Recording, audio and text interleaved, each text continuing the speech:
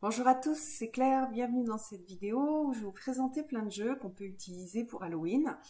Alors vous allez voir, il y a des jeux mass market, il y a des jeux auto-publiés, il y a des jeux peut-être qui n'existent plus maintenant sur le marché.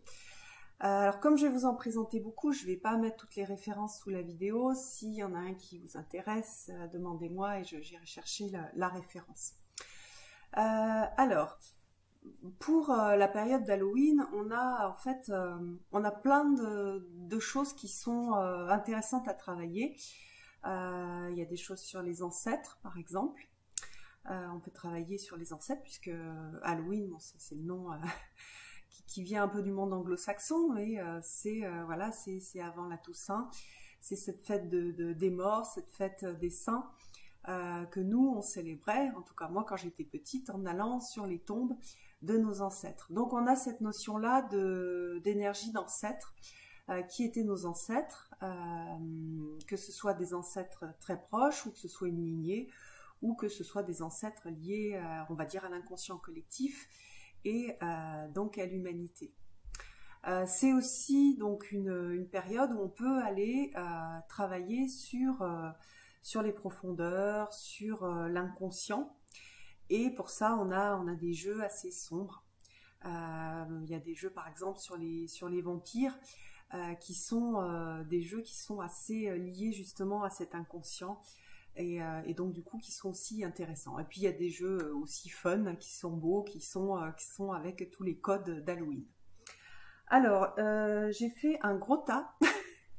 Donc, je vais un peu les prendre les uns après les autres et puis vous les présenter sans qu'il y ait un ordre particulier pour vous les montrer. Alors, le premier sur lequel je tombe dans ma pile, c'est le Victoria Frances Oracle Cards. Donc c'est un jeu d'oracle avec des illustrations de Victoria Frances qui fait des illustrations gothiques.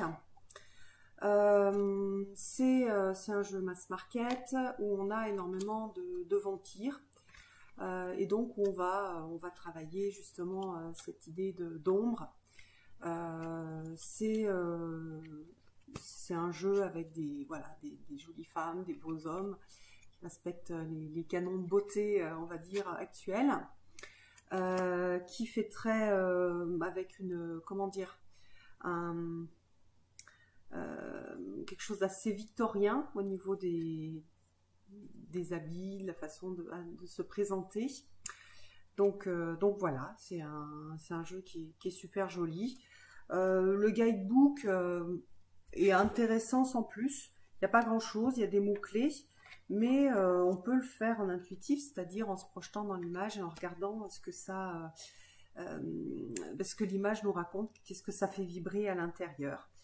Voilà, donc voilà pour le premier. Hop, c'est Lo Scarabeo qui a édité cet oracle. Donc c'est un oracle.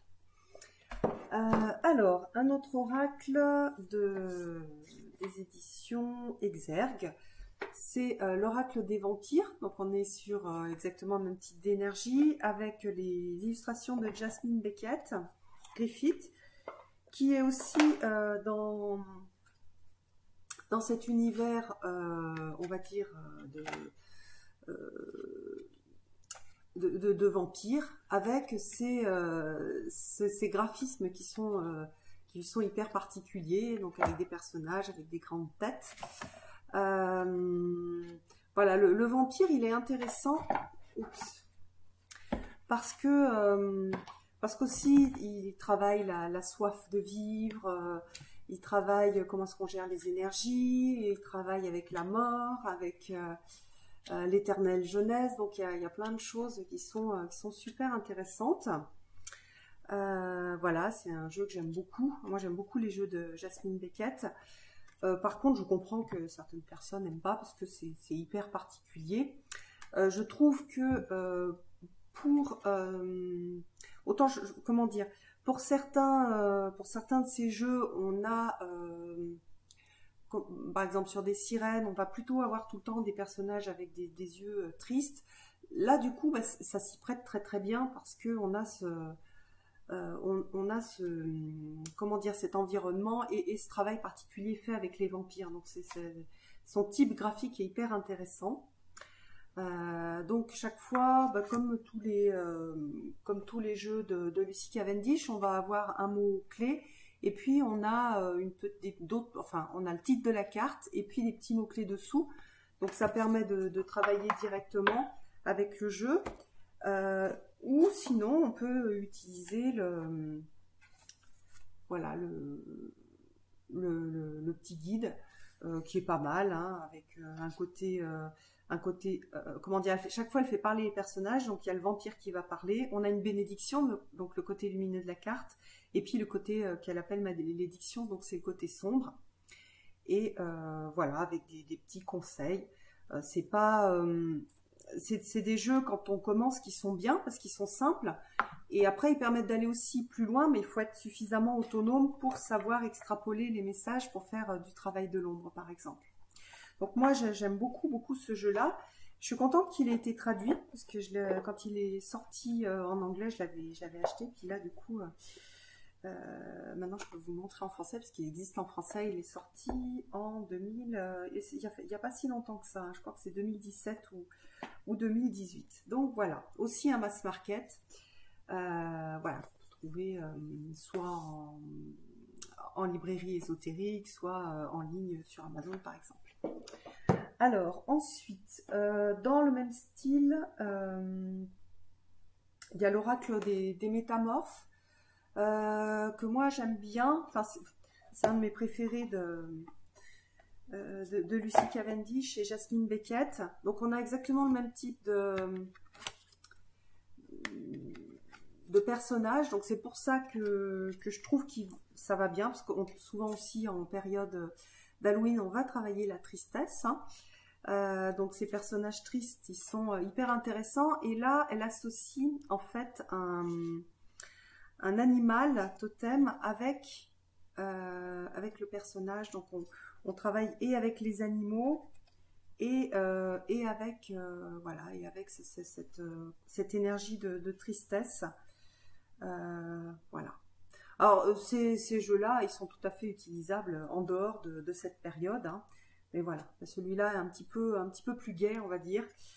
Et puis surtout, il fait travailler avec les animaux, mais je trouve quand même qu'il a cette énergie sombre qui est propre à Halloween. Voilà. Donc même chose, hein, il est fait exactement avec le même modèle que l'oracle des vampires. Ensuite, qu'est-ce que je vais vous montrer? Alors, qu'est-ce que c'est celui-là? Ah oui. Alors, un jeu que j'aime beaucoup pour travailler sur... parce qu'on peut aussi bosser sur les vies antérieures, hein, cette période voilà, de célébration de la mort. Et donc, du coup, j'aime bien l'oracle des anges déchus. Alors j'ai pas la boîte, donc c'est l'oracle des anges déchus. Je sais pas s'il est encore publié, je crois qu'on le trouve encore en occasion. Donc ce sont des photos qui ont été prises dans des cimetières, avec donc des noms d'anges déchus, et puis chaque fois on a un mot-clé. Alors je l'adore au niveau graphique et j'aime beaucoup travailler aussi avec. Il dégage une sorte comment dire, de paix, et en même temps quelque chose de très humain. Donc il y a énormément aussi d'associations avec des animaux. Alors pour moi, les anges déchus ne sont pas des mauvais anges, ce sont les anges qui se sont sacrifiés pour pouvoir s'incarner sur la terre, un peu comme voilà. Donc c'est ma façon à moi, hein, de le comprendre, sachant que c'est une notion qui est complexe et qui est mystérieuse, et moi je les ressens comme ça. Donc on a vraiment des choses qui sont très humaines, et quand on fait un travail soit sur les ancêtres, soit sur les vies antérieures, soit même un travail de l'ombre, on contacte des choses très très intéressantes avec ce jeu-là. Voilà. Et il a cette, je trouve, une atmosphère de nostalgie et d'au-delà qui va très très bien avec cette période d'Halloween. Voilà. Alors, donc c'est voilà, Mass Market aussi. Qu'est-ce que j'ai d'autre comme jeu? Alors j'ai plusieurs jeux de Los Scarabeo. Qu'est-ce que j'en ai sorti? Non, j'en ai sorti que deux. Alors, Los Scarabeo avait sorti le tarot du doux crépuscule que j'aime beaucoup, que mon chéri m'avait offert il y a quelques années. Vous pouvez le trouver aussi sous le nom de Sweet Twilight, je crois. C'est le même, hein, que la boîte soit en français, en anglais, en espagnol, enfin n'importe quelle langue, c'est exactement la même chose à l'intérieur. On a un guide multilingue, voilà, et puis on va avoir le nom des cartes en 6 langues, 1, 2, 3, oui, 6 langues différentes. Alors ce que j'aime dans ce tarot-là, c'est qu'il a cette énergie un peu de l'ombre, mais il a des illustrations qui font pas mal travailler avec l'enfant intérieur. Donc voilà, il a cette double saveur, on va dire. Et puis je le trouve super joli, je l'aime beaucoup. J'aime beaucoup les illustrations, j'aime beaucoup la façon dont sont représentées les cartes. Je trouve que c'est intéressant, comme dans beaucoup de tarots de Los Scarabeo, hein, on n'est pas complètement sur du Rider-Waite, il y a plein comment dire, d'interprétations personnelles des cartes, et du coup je trouve ça super intéressant. J'en ai fait une review d'ailleurs de tous les jeux là que je vous ai présentés. Il y a déjà des reviews qui existent sur ma chaîne, donc vous pouvez aller voir si vous voulez voir toutes les cartes. Donc voilà, j'aime bien. Il y a un côté sombre, triste, et en même temps un côté vivant, et il parle à l'enfant intérieur. Et souvent, en période justement d'Halloween, il y a l'enfant intérieur qui a besoin qu'on s'occupe de lui aussi. Voilà. Donc celui-là, je l'aime beaucoup. Il y a le tarot du bois secret aussi. Alors c'est plus un... Alors c'est un tarot naturel, enfin naturel, lié à la nature, je trouve, que j'aime bien en entre-saison. Alors je l'aime bien au printemps. Et quand je le regarde l'automne, je dis ah non, c'est plutôt un jeu d'automne. Donc je trouve que c'est un jeu d'automne, je trouve que c'est un jeu qui est féerique, donc qui va explorer le sombre, qui va explorer l'effrayant aussi, hein, parce qu'on a des faits mais sur des modèles plutôt d'insectes, et du coup on a ce travail de l'ombre qui est possible, et il va très bien pour faire les tirages en période d'Halloween. Alors sa particularité, c'est que chaque carte en fait a un côté avec des couleurs, et c'est la même carte en noir et blanc. Donc moi c'est vrai que j'utilise, j'ai jamais fait de tirage en noir et blanc. J'aime beaucoup le côté feutré et coloré du recto. Mais si on a envie de faire, par exemple, on peut décider de faire un tirage en mélangeant les côtés noir et blanc et les côtés couleurs. Par exemple, alors pour tirer les cartes, il faut fermer les yeux, mais je peux choisir 3 cartes, on va dire lumineuses, donc colorées, bien que ce soit très sombre, hein. Et puis donc les mettre côté recto, et puis 3 cartes pour les côtés sombres, en les mettant côté verso. Ça peut, voilà, c'est possible de faire ça. Voilà, c'est pareil, il y a il y a une sorte de calme, une idée presque de retraite qui est pile poil dans cette invitation d'Halloween, et puis de ces périodes-là. Regardez comme c'est beau. J'adore, hein, j'adore les illustrations de... Comment est-ce qu'elle s'appelle? Zut, Il n'y a pas le nom de l'artiste. Bon, ensuite, je le retrouverai après. Donc c'est le tarot du bois secret. Donc voilà, donc ça c'est, oui, c'est un tarot que j'aime beaucoup. C'est pareil, il va bien pour travailler avec l'énergie des ancêtres, de par sa couleur en fait. Je trouve que, comme moi, ça me plaît beaucoup et ça m'inspire. Bien sûr, pour travailler avec les ancêtres, pour travailler sur Halloween, on n'a pas besoin d'un jeu particulier. Si vous avez un seul jeu, un tarot de Marseille, vous pouvez tout à fait quand même faire des tirages avec. Hein. Ne vous sentez pas obligé d'acheter plein de jeux pour chaque occasion. Il y a des gens qui ont un tarot de Marseille et ils font plein de boulot assez chouette avec. Donc voilà, alors celui-là, il a ce côté mystérieux, il a ce côté caché, il a ce côté un peu de la nostalgie. Donc voilà, je trouve qu'il va super bien. Et quand on le mélange avec l'oracle des anges déchus, les couleurs vont très bien ensemble et il y a un joli ensemble en fait qui se fait. Alors ensuite, qu'est-ce que j'ai? Ah oui, bah justement, le deuxième, qui est le tarot des lumières enchantées, qui est exactement de la même artiste, qui est un peu plus joyeux. Alors, oui, j'ai tout. Alors celui-là, je l'ai découpé parce que j'aimais pas trop les tours, bien qu'ils soient gris, enfin ils soient assez sobres, il n'y a pas toutes les plein d'écritures autour. Mais en fait, le jeu est composé en fait de tableaux qui ont été découpés, et donc en fait quand on met les cartes les unes à côté des autres, parfois on se trouve avec des cartes qui reforment le tableau. Donc j'avais envie de ne pas avoir de tour ici, donc j'avais déjà commencé par découper ici, puis après j'ai découpé là, puis après j'ai tout découpé. C'est un jeu que j'utilise beaucoup comme un oracle en fait, et beaucoup moins comme un tarot. J'ai renoté quand même les cartes de tarot, hein, donc là voilà, il y a 3, donc je sais que c'est le 3 de coupe parce qu'il y a un petit morceau de coupe en bas. Je le trouve magnifique, il est plus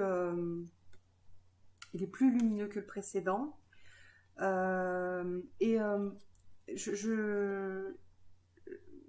En fait, il convient pour toutes les saisons, mais il a cette sorte de paix, de douceur, même chose, un peu de tristesse, hein, c'est le même auteur qui l'a réalisé, qui je trouve va bien pour Halloween. Donc si vous avez celui-là, vous pouvez le ressortir aussi pour faire des tirages, il ira très très bien.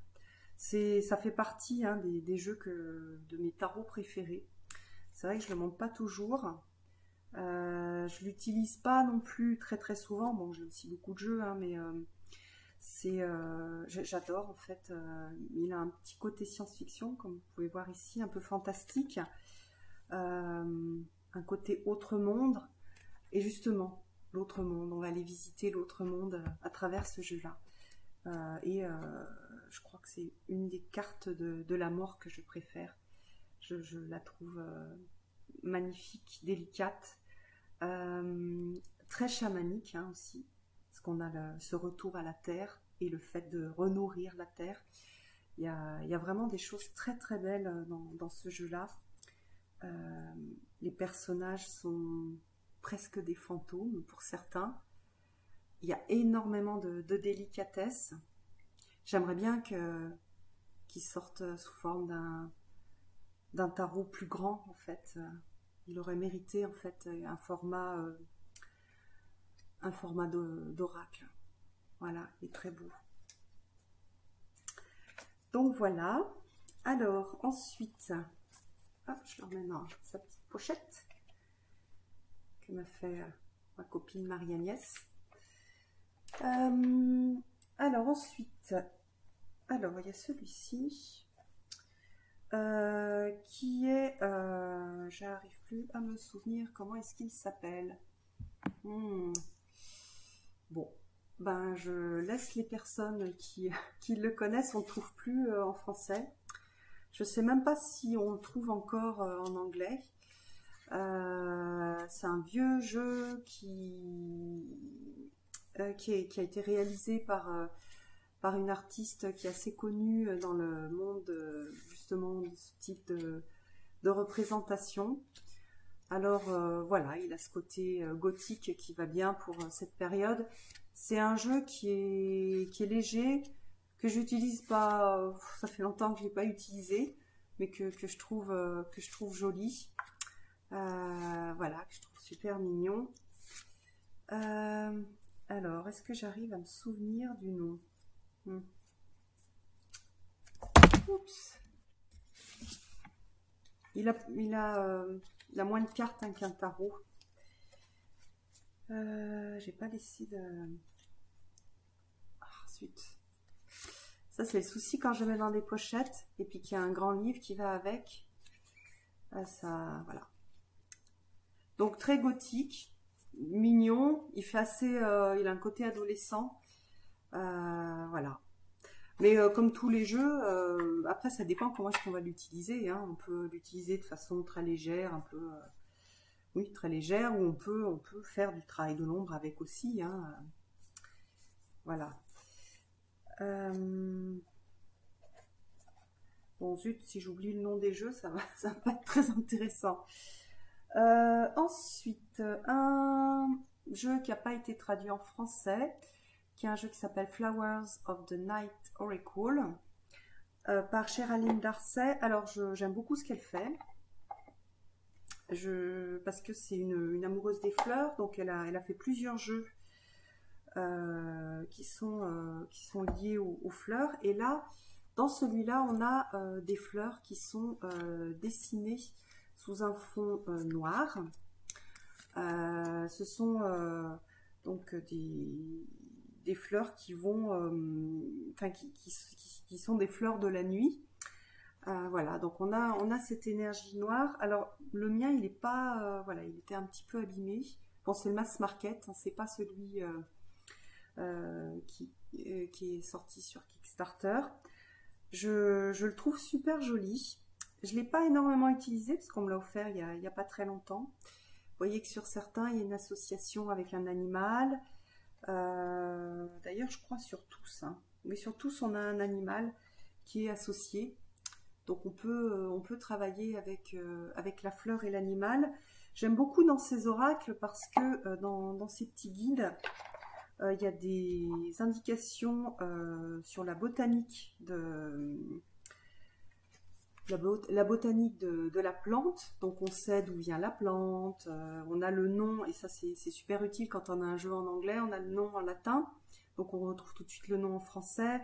Où est-ce qu'on la trouve dans le monde, voilà, sa taille, etc. Et puis donc là, j'aime beaucoup aussi la façon dont ça a été fait. On a une affirmation, je suis calme et je suis prêt à commencer en fait. Voilà, on a donc cette phrase d'affirmation que j'aime beaucoup, avec des petits mots-clés, donc je trouve très bien fait. Alors c'est plus pour, c'est pas pour faire, enfin moi je trouve pas que ce soit hyper intéressant pour faire des tirages avec beaucoup de cartes. C'est plus, voilà, plus une carte ou éventuellement 3 cartes, mais on fait pas des gros tirages avec ce jeu. Donc ça c'est pour les amoureux des fleurs qui ont envie aussi de faire du travail de l'ombre avec les fleurs. Voilà. Donc aussi un mass market. Qu'est-ce que j'ai d'autre? Alors, dans les autres jeux. Alors, un jeu que j'ai depuis très longtemps qui est le Royo Dark Tarot. Donc, c'est un tarot, mais qui a été, c'est un Lo Scarabeo qui a été constitué, enfin créé, non pas par Royo en tant que tarot, mais il y a quelqu'un qui a regardé toutes les illustrations de Royo et qui en a fait qui a cherché en fait par rapport aux significations des cartes quelle illustration choisir pour illustrer la signification de la carte. Donc ça veut dire que des fois c'est un petit peu tarabiscoté, les significations. C'est un jeu qui est... J'aime pas tout le temps en fait l'utiliser. En ce moment j'utilise moins parce que je trouve il y a trop... comment dire, c'est un type graphique qui me parle pas trop. En ce moment, les femmes sont trop parfaites, c'est vraiment toutes des fantasmes. On est vraiment sur le fantasme masculin de la femme parfaite. Voilà, donc ça m'a parlé à un moment. C'est assez violent, c'est assez sombre. C'est un jeu qui travaille sur le pouvoir du féminin quand même, et les blessures du féminin aussi. Donc voilà, on a pas mal de femmes, mais on a aussi des cartes qui peuvent être interprétées, par exemple celle-ci, de façon très différente et qui peuvent faire travailler un certain nombre de choses, voilà, sur le féminin et le rapport du féminin au masculin. Voilà, par exemple ça, pour moi c'est une carte qui est très dure. Voilà, on a des choses comme ça, c'est pareil, les hommes c'est tous des gros guerriers. Voilà, le roi c'est un gros singe. On est toujours dans des rapports un petit peu oui, dans des rapports de force. Donc c'est pour ça qu'il fait énormément travailler le sombre et l'inconscient féminin, à travers les attentes du masculin et à travers voilà, oui, le vécu du féminin, qui n'est pas forcément tout rose. Et la réappropriation de la force du féminin. Voilà, mais on a quand même des guerrières. Donc on est beaucoup sur du rapport de force, hein. C'est vraiment un tarot qui est sur la force. On ne travaille pas du tout des énergies d'amour avec ce tarot-là. Donc c'est pour ça que pour l'instant je ne l'utilise plus. Alors ensuite, un autre tarot, le tarot Favol. Donc ça c'est un tarot qui m'avait été envoyé par une abonnée. Je la remercie encore, il y a 1 ou 2 ans peut-être.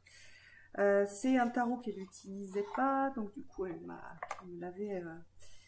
l'avait envoyé. Alors ce tarot c'est pareil, un tarot qui a été dessiné par Victoria Frances. Alors ce qu'il a de particulier, c'est d'abord un guidebook général, donc qui sert à rien du tout. On a donc tout l'univers de Victoria Frances, donc un univers de vampires, un univers de sombre, qui est intéressant, hein, puisqu'il va toucher à la force, à la fragilité, aux fantômes aussi, voilà, aux masques. On peut faire pas mal de travail avec. Par contre, au niveau des mineurs, on va avoir des mineurs qui sont, c'est même pas du Marseille, hein, c'est juste un nombre de roses, un nombre de, qu'est-ce qu'il y a, des papillons, des croix et des masques. Donc c'est assez difficile pour des débutants, et même pour des gens qui sont avancés. Moi j'aime bien quand même avoir des mineurs qui sont plus parlants que ça. Donc j'utilise que les majeurs et les cartes de cours. Si jamais vous l'avez et que vous avez du mal à cause de ces cartes numéraires, vous pouvez très bien l'utiliser sans utiliser les cartes numéraires. C'est tout à fait possible. Et c'est un joli tarot pour faire ce travail de l'ombre. Voilà, aller un peu fouiller l'intérieur en période Halloween. En plus, il est super joli. Je vous montre le dos. Hop.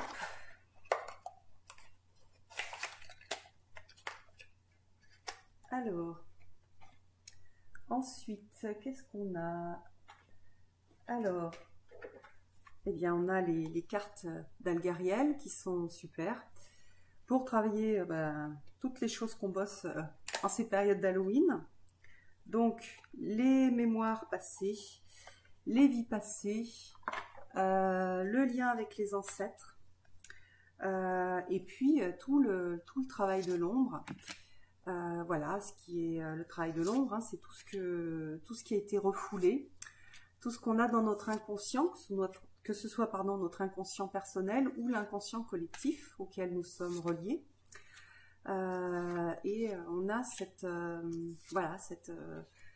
ce côté sombre, ce côté d'aller explorer à la pénombre des endroits sombres. Voilà, on a plein de thèmes intéressants, d'accidents, d'équilibre entre le noir et le blanc. Voilà, et en fait, indépendamment même des significations des cartes, je trouve que ce sont des cartes qui tout de suite font résonner quelque chose, et il y a des choses qui se produisent et on a des messages très souvent personnels au-delà de la signification de la carte. Par exemple, celle-ci de carte pour moi elle est très forte. Voilà, on a la justice, on a le pendule, le pont. Il y a vraiment beaucoup de choses intéressantes. Voilà, on a aussi bien sûr cette carte là, donc c'est un jeu qui est intéressant, qu'on peut utiliser soit seul. En plus il avait proposé, c'est là-dedans ou c'est dans son... voilà, il a un tirage sur les vies antérieures, donc il a fait aussi ce travail en fait, avec ses cartes à lui, liées à justement aux vies antérieures, à l'ombre, et du coup c'est vraiment super intéressant. Et il y a énormément de cartes qui sont des cartes qui sont en lien avec des rêves, donc il y a des inspirations aussi qui viennent, je pense, de l'inconscient collectif. Voilà. Alors je l'ai en 2 fois. Oui. Hop. Alors ensuite, un jeu dont j'ai fait la review, que je suis en train de monter. Donc je ne sais pas si la review sera déjà sortie ou si c'est ce film-là que je vais monter en premier. C'est bien sûr l'Oracle des runes qui vient de sortir, et donc qui est basé sur les runes, mais qui a une énergie qui va hyper bien pour Halloween. Les illustrations sont vraiment super chouettes. Elles sont tout à fait dans les couleurs en fait de cette période-là. Et du coup, ça permet de travailler pas avec un système de tarot ou d'oracle, mais avec un système de runes, avec des super jolies illustrations. Donc chaque fois c'est lié à de la mythologie, donc c'est très intéressant. Voilà, il y a un travail sur les symboles, donc je trouve que c'est un joli jeu. Que moi je vais utiliser, que je commence à utiliser en ces périodes plus sombres. Donc on peut associer en fait le jeu avec des runes. Moi j'ai des runes en bois, donc on peut associer les deux. On peut associer par exemple, faire un tirage de tarot et rajouter une rune par exemple. Sur les vies antérieures, ça peut être intéressant, ou sur le travail avec les ancêtres, de rajouter une rune peut être lié à chaque ancêtre. Voilà, on peut faire beaucoup de choses. Il y a un système voilà, lié aux runes qui permet d'ouvrir un autre champ et une autre façon de voir les choses, sachant que les runes, elles représentent la vie en fait, elles sont très liées à la vie et aux problématiques de la vie. Donc on a tout ça, et donc on a un oracle qui est très complet puisqu'il est sur cette base de runes. Voilà, puis bon, je le dirai dans la présentation, dans la review que je ferai de ce jeu, enfin que j'ai faite de ce jeu. Le livre est absolument génial. Voilà, donc un travail mixte entre l'illustratrice et l'auteur qui est vraiment incroyable. Voilà. Alors, qu'est-ce que j'ai d'autre? Ah bah, bien sûr, l'oracle d'Halloween, qui est un oracle que j'affectionne tout particulièrement, qui a été dessiné par Jimmy Monton. Donc là, on va avoir vraiment ce thème d'Halloween.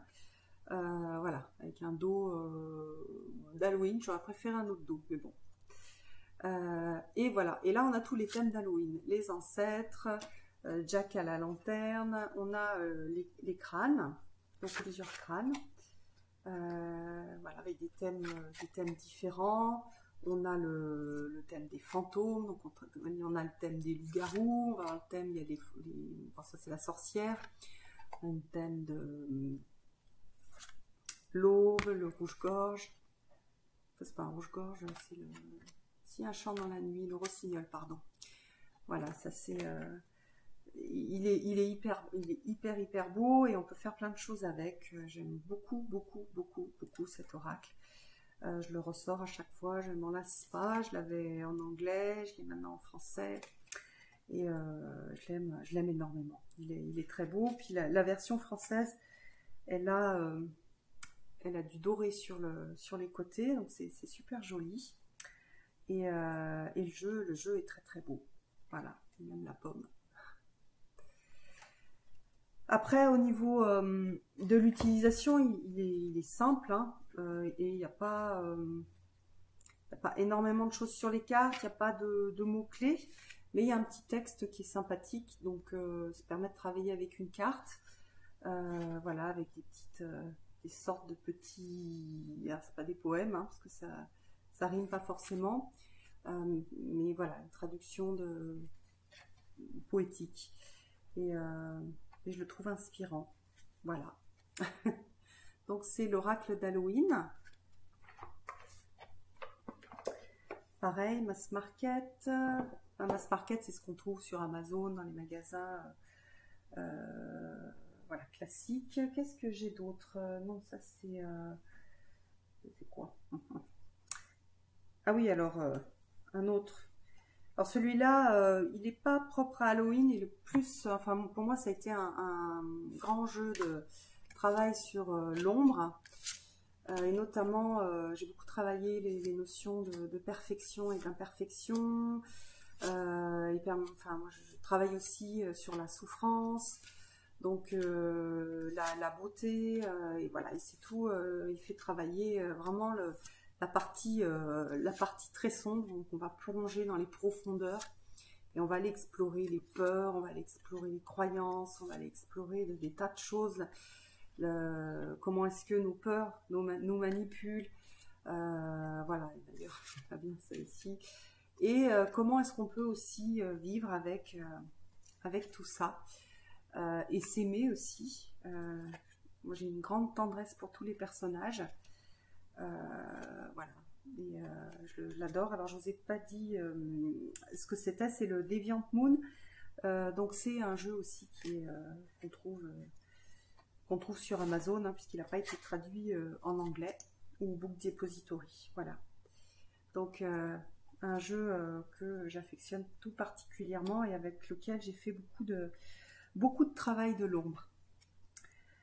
Alors hop, vous me suivez, vous avez pris un petit thé, un petit truc pour être cool et avoir un petit peu de temps parce que ça va être long.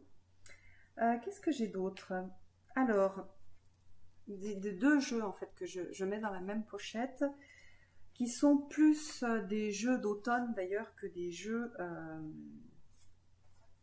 d'Halloween, mais j'avais envie de les montrer quand même. Ce sont les jeux de Brian Froud. Donc on a le Fairies Oracle, donc avec tout un peuple féerique tel que lui le conçoit, et c'est comme ça aussi que moi je vois les fées, comment est-ce que je les ressens. Il y en a d'ailleurs certaines que j'ai l'impression de reconnaître.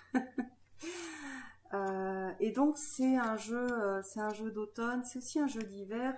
Et c'est un jeu qui travaille avec le mystérieux, avec le caché, qu'est-ce qu'il y a derrière les choses. Et c'est un jeu qui brasse, donc c'est aussi, je trouve, un jeu qui est super pour travailler en développement personnel, pour mieux se connaître, hein, utiliser donc ces énergies féeriques pour mieux se connaître. Il y a un travail au début qui est demandé de prendre la fée qu'on préfère, la fée qu'on aime le moins, et il nous fait travailler là-dessus, et j'ai trouvé ce travail hyper intéressant. Il m'a beaucoup brassé d'ailleurs. J'adore en fait, j'adore ce monde. Voilà, on a tous une façon de se représenter en fait et de voir le monde féerique. Et ça, voilà, c'est une façon que j'ai moi de ressentir ce monde féerique. Donc ça, c'est le premier. Et puis il en a fait un deuxième, le Heart of Fairies Oracle. Voilà. qui est plus facile à comprendre, je trouve, mais que je trouve moins... Bah, en fait, je l'aime beaucoup aussi, hein, mais mon préféré, c'est le premier. Si un de ces jeux vous intéresse, ne tardez pas pour... je ne sais pas s'il y aura une réédition, je crois que celui-là, on ne trouve plus. Ça ne m'étonne pas parce que c'est plus facile à lire. Regardez comme c'est beau.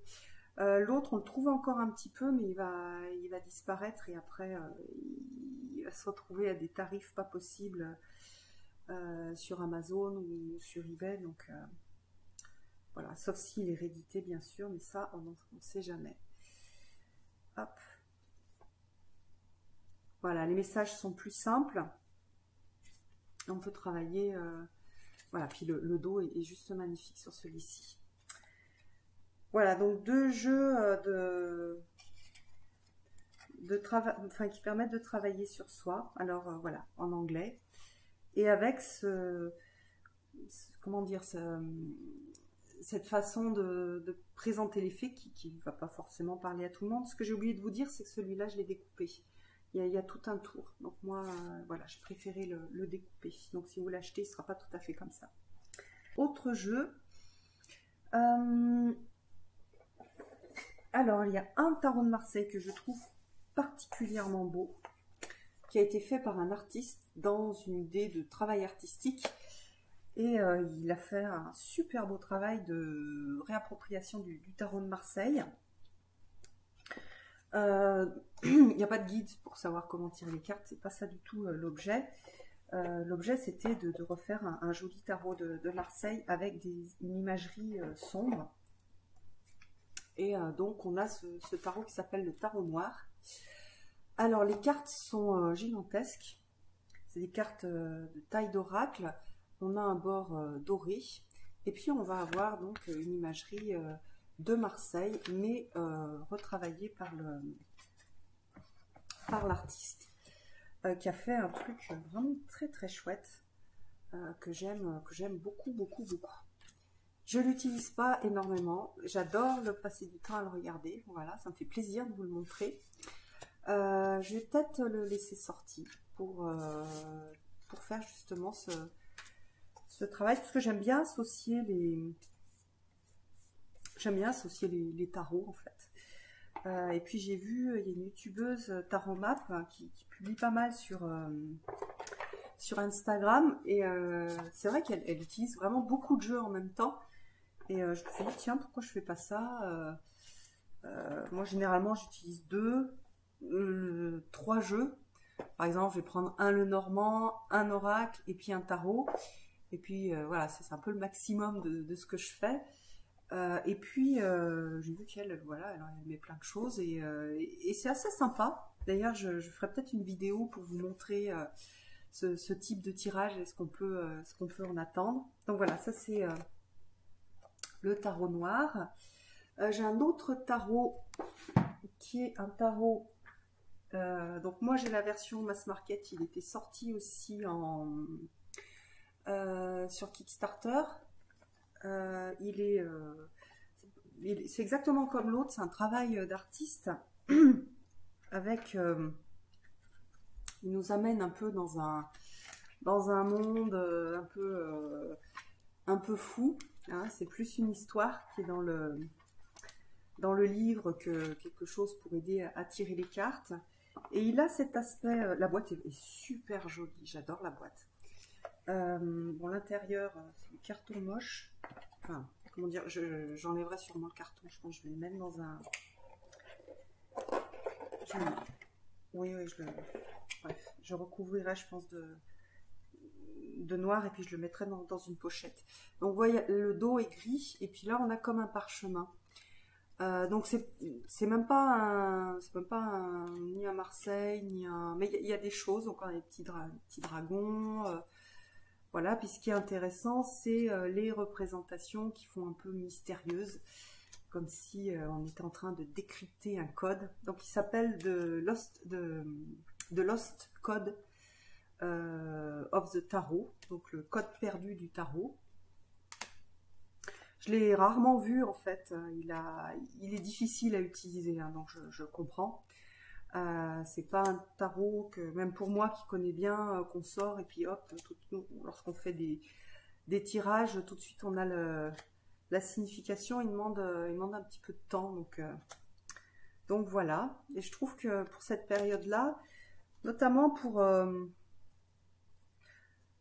pour travailler avec, par exemple, les ancêtres, ou discuter avec les ancêtres, donc en le prenant vraiment comme un tarot, c'est hyper intéressant parce qu'il le fait avec humour.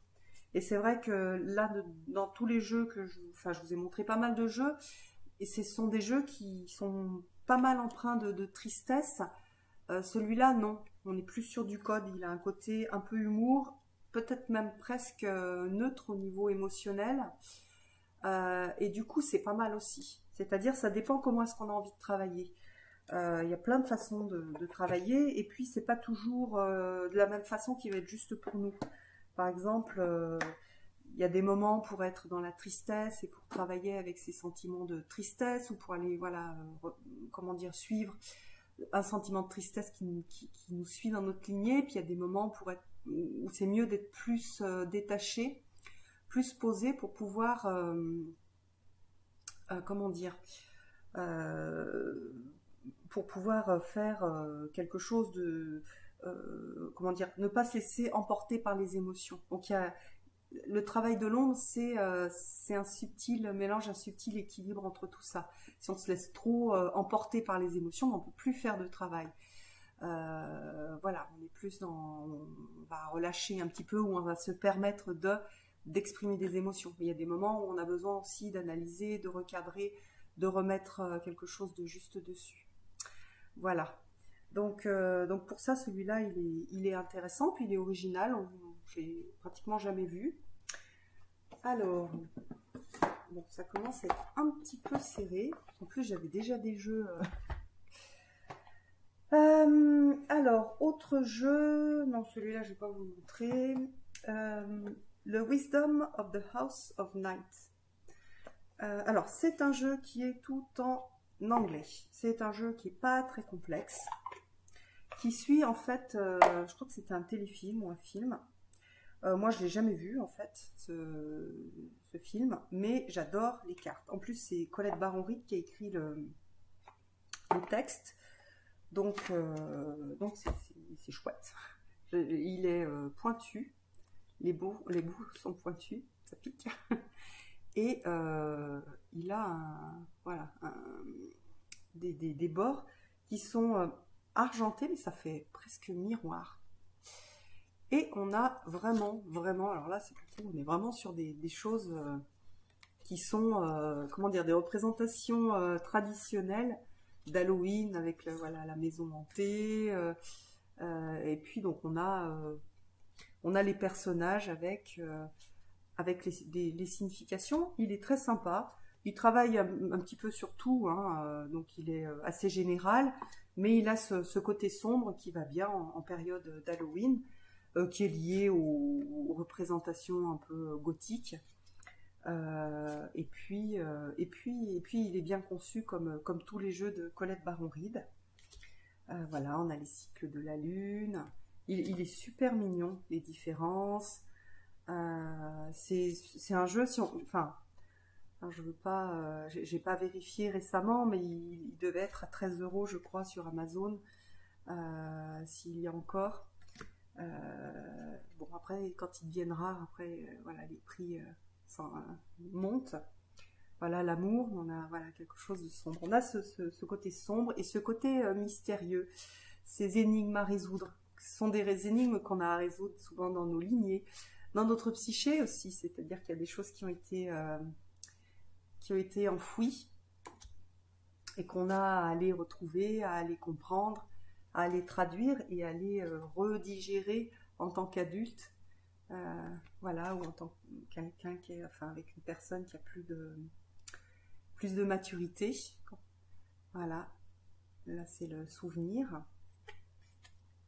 Voilà, donc on a plein de choses qui sont liées aux états aussi psychologiques, au blocage, et puis aux ressources que l'on peut avoir.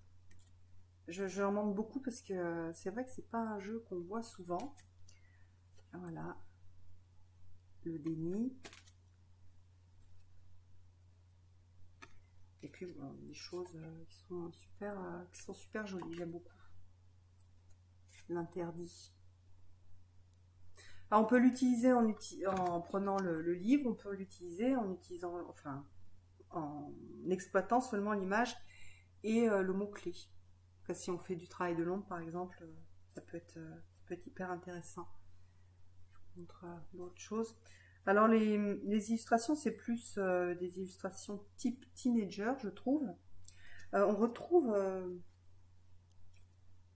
ce que la personne, son illustratrice. Ah, j'adore, c'est super joli. Voilà.